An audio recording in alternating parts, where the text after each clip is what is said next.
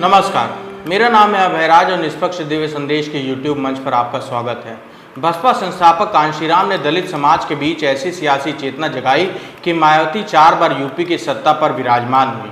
80 के दशक में कांशीराम ने समाज के सबसे निचले पायदान पर खड़े दलितों के बीच सियासी अलख ऐसी जगाई कि उन्हें राजनीतिक व्यूह रचने के केंद्र में लाकर खड़ा कर दिया है।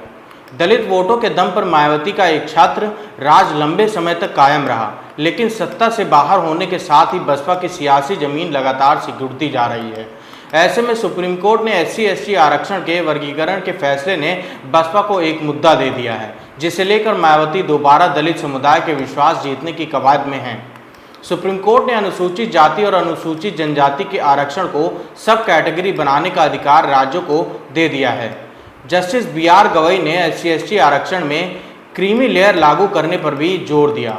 सर्वोच्च अदालत के इस फैसले को लेकर मायावती खुलकर विरोध में उतर गई हैं। मायावती ने कहा कि आरक्षण का बंटवारा अनुसूचित जाति और संवैधानिक है।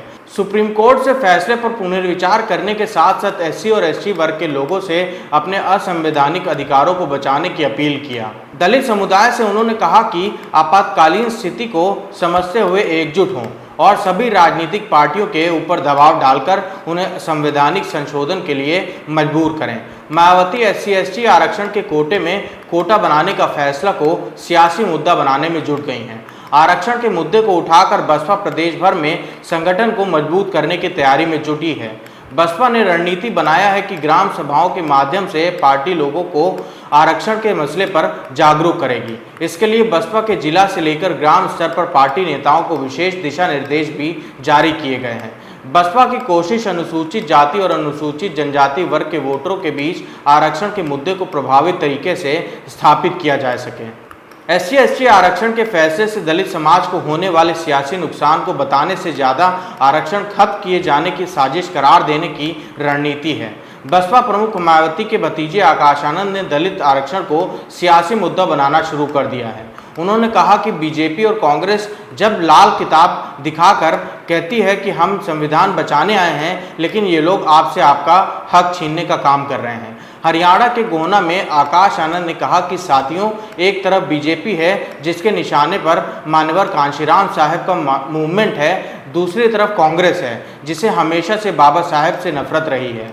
दोनों ही दल जातिवाद मानसिकता से चलते हैं। ये लोग आरक्षण और संविधान को तरह तरह से अपने फायदे के लिए तोड़ने मरोड़ने की कोशिश करते रहे हैं। इस तरह से दलित समुदाय के विश्वास को जीतने की और उनके हितैषी बनने की कोशिश में है।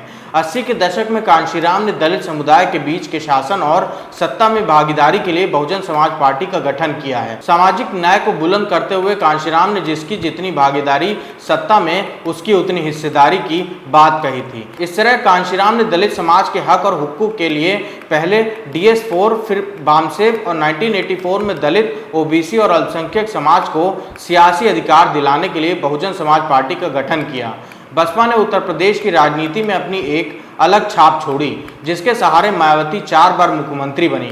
कांशीराम बहुजन समाज की सियासत करते रहे, जिसके साथ मायावती ने सर्जन जोड़ा। इसका असर यह हुआ कि साल 2007 में मायावती पूर्ण बहुमत के साथ यूपी में सरकार बनाई, लेकिन इसके बाद से बसपा के कमजोर होने का सिलसिला शुरू हो गया। 2012 में मायावती के उत्तर प्रदेश की सत्ता से बाहर होने के बाद से पार्टी का प्रदर्शन कभी भी बेहतर नहीं हो पाया। यूपी में घटते जनाधार और दलित वोट बैंक पर जंग के साथ ही बसपा के लिए चुनौती बढ़ गई है।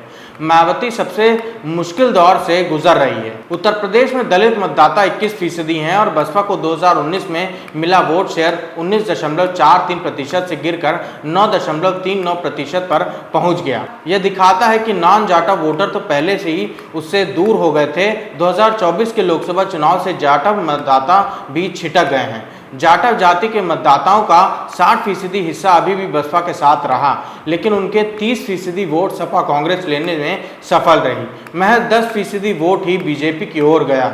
इसी तरह पासी वोट में भी बिखराव दिखा है। सुप्रीम कोर्ट के फैसले से यूपी में दलित समुदाय को मिलने वाले 21% आरक्षण के बंटवारे का रास्ता खुल गया है। यूपी में सियासी तौर पर जाटव और गैर जाटव के बीच दलित बंटा हुआ है। राजनाथ सरकार के दौरान यूपी में 21% दलित आरक्षण को 10% और 11% में बांटने की बात कही थी, लेकिन उस समय बसपा के मजबूत होने के चलते उसे अमली जामा नहीं पहना सकी। यूपी में अनुसूचित जाति को मिलने वाले आरक्षण का लाभ जाटा समुदाय को सबसे ज़्यादा हुआ है और उसके बाद धोबी, पासी और अन्य जातियों को मिला है, लेकिन कोरी, कोल, वाल्मीकि जैसी दलित जातियां को आरक्षण वैसे नहीं मिला जैसे जाटवों को मिला है। मायावती अब सुप्रीम कोर्ट के फैसले को सियासी धार देकर जाटा समुदाय के विश्वास को बनाए रखते हुए पासी, धोबी और खटिक समाज को एकजुट करने की कोशिश में जुट गई हैं। इसे बड़ा सियासी दांव माना जा रहा है। एक बार फिर बसपा प्रमुख बहुजन समाज की तरफ रुख करती दिख रही हैं। उनके लिए आरक्षण का मुद्दा एक बड़ा मुद्दा बनता दिख रहा है। मायावती ने उत्तर प्रदेश में आरक्षण को बड़ा मुद्दा बनाने की रूपरेखा बनाई है। कोटे के अंदर कोटा यानी उप वर्गीकरण के फैसले को लेकर जमीनी स्तर पर सियासी माहौल बनाने की स्ट्रैटेजी है। बसपा के लोग अब गांव-गांव जाकर SC/ST वर्ग के लोगों को यह समझाने की कोशिश करते दिखेंगे कि बीजेपी और कांग्रेस दलित आरक्षण को खत्म करने की साजिश रच रही है। इस तरह मायावती की चिंता अपने बिखरते वोट बैंक को बचाने की है। इसको लेकर पार्टी कार्यकर्ताओं को गांव-गांव में चौपाल लगाने का निर्देश दिया है। इसमें दलित और आदिवासी समाज के लोग आमंत्रित होंगे। हरियाणा में जिस तरह से आकाश आनंद ने मोर्चा खोल दिया है, उससे साफ जाहिर है कि बसपा को अपने खिसके हुए सियासी आधार को पाने का प्लान है।